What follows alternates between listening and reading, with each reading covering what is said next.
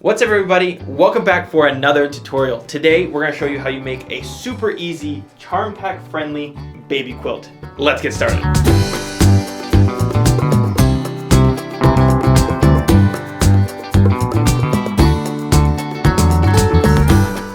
So the very first thing that you're going to do is pop open up your charm pack.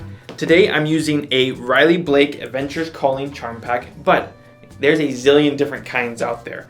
You can go into ones that are nice and white and like the orange color, that's kind of a new thing going on right now. That green and purple, even to some fun ones here that are just multicolored. Lots of different options here in the charm pack world.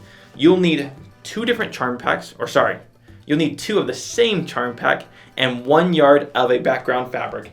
As you can see here, I used white, and in the video today, I'll be also using white. So, like I said, very first thing is choose your charm pack and open it up. So now the next step is that I've got my 5-inch squares over here in the corner. It's time to cut out some small white squares. Now, grab your ruler here. I have this on a bolt, but it's about 1 yard of fabric of white is what you'll need.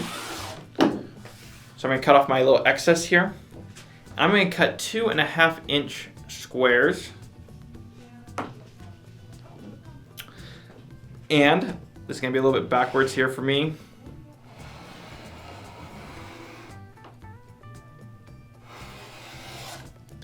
Once you have your strips cut, then you can cut them into 2.5-inch squares. And all I'm going to do is I'm going to just take this and turn it this direction. Put it on my mat like so. Trim off my fold and cut my squares down to 2.5 inches. You'll need to do this to 10 different, let's see which way I want to go here. What I can do, I'll just do it right off my mat. It'll be a little bit easier.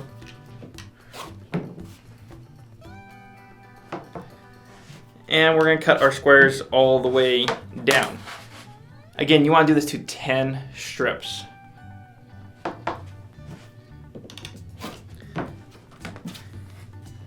Now that you have all of your squares cut, it's now time to jump into the marking of these squares. There's a bunch of different ways that you can mark this.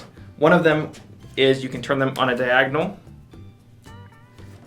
You can grab a marking pen here. I'm actually just going to use an actual pen here so you guys can see it. And you can mark directly across it diagonally.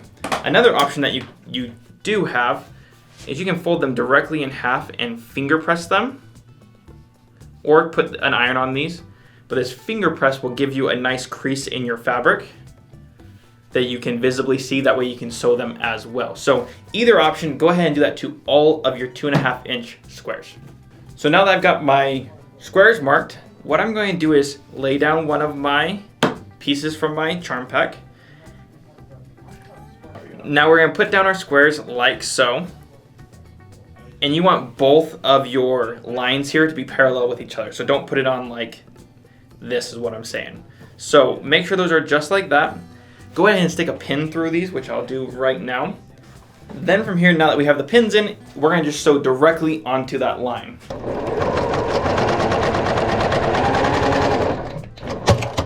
And we're going to do that to both sides.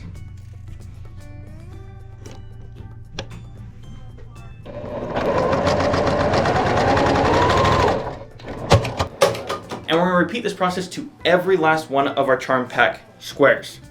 I'm going to do that right now, and we'll be right back. So now that I got a bunch of these done, it's time to trim them up.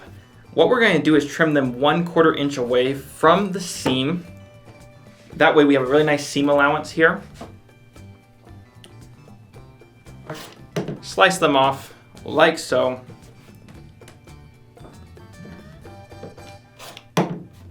Then from here, we can open them up, which makes our actual block. So we just have to repeat this process a bunch of time on all of our squares to make the entire quilt. So super easy, super fast. So I'm gonna go ahead and do that right now, and I'll show you what the next step is. The next step here is to pull out your ironing board and iron open all your flaps here. Again, you want to iron these all towards the dark side if you can. It helps out just so you don't see anything from underneath. So grab that, pull this out, iron over, give it a little bit of steam there. Now at this point, as we're ironing everything out, you're actually then ready to start piecing this whole thing together. Now, really the only thing that you have to be mindful of is direction and orientation of your squares here. Now that I've got these all ironed out, let me show you what I'm talking about. You can see here that all 4 squares here make kind of a flower or an X right there in the center. And then from that, you can see all of these here going one direction, all of these here going one direction, these going one, and these going one. So all we have to do is make sure our center point looks like this, and then base everything off that point. So what we're going to want to do is lay these down like so, and then just keep building out all these ones going this direction, all these ones going this direction, all these going that direction. What I like to do personally is start with this center block here. It makes it way easier to sew. So I'm going to sew these 2 to these 2 to these, and then we'll go from there.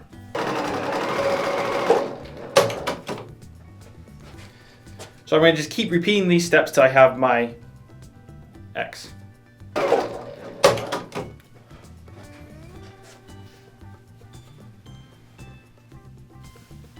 Now that I've got my X almost done here, I'm going to just put them right sides together and sew all the way down. Now I'm going to make a bunch of blocks here and then start sewing them together. That way it's a lot easier for you to see the end result.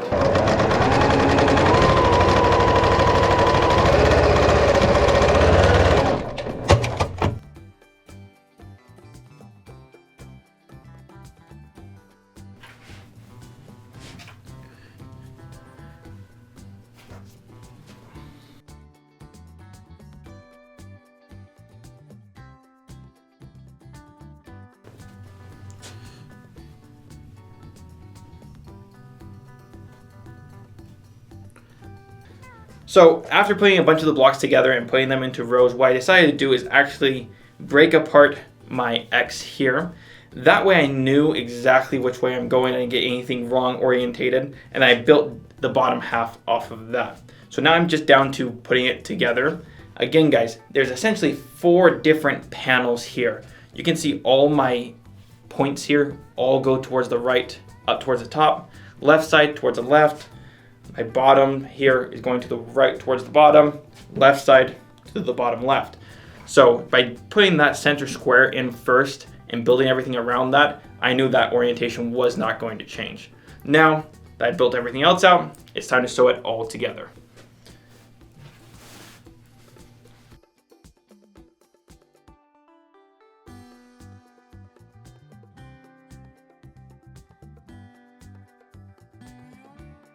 Just a quick little reminder before I show you guys the quilt is that down in the description below, there's a free PDF download of all the instructions of this project on top of the orientation of it as well.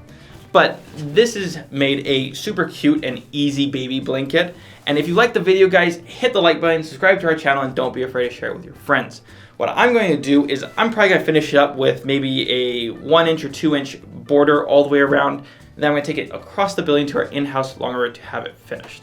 Now, guys, which variation do you like the best? The pink version here or this outdoorsy version? Let us know down in the comments below. My name's Teancum, teaching how to sew like a pro. We'll see you here next week at Sew Yeah Quilting.